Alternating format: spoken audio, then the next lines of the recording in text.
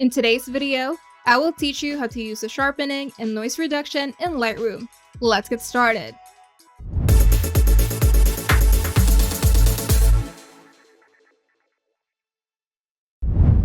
Getting sharp, clean photos in Lightroom is simple if you use sharpening and noise reduction correctly. Whether your image looks too soft or too grainy, these tools will help you balance crisp details without adding unwanted noise. The first step is understanding sharpening versus noise reduction.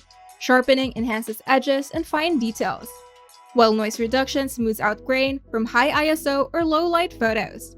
But make sure to balance both to avoid over-sharpening or losing details.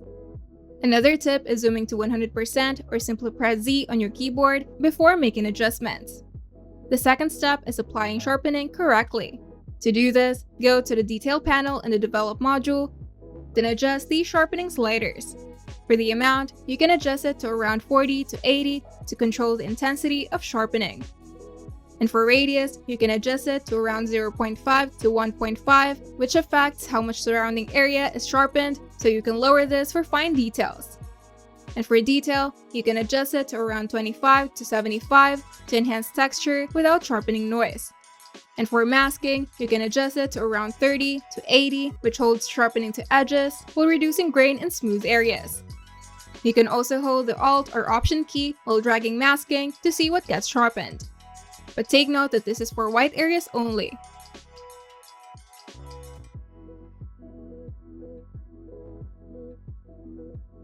The third step is reducing noise without losing detail. In the Detail panel, under Noise Reduction, you can adjust the luminance to around 10 to 50 to smooth the grain and shadows and midtones.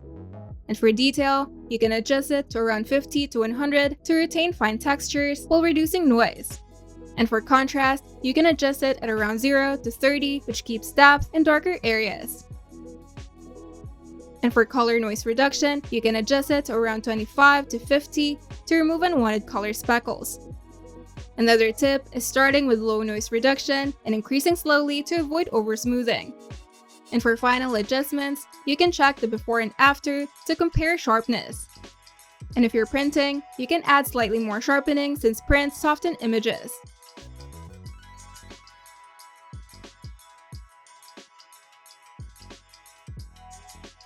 By following these steps, you'll get sharp, clean, and professional-looking images without unwanted noise. If you find this video helpful, make sure to leave a like and subscribe. And if you want to see more tutorials, turn on the notification bell to get notified whenever we upload new videos.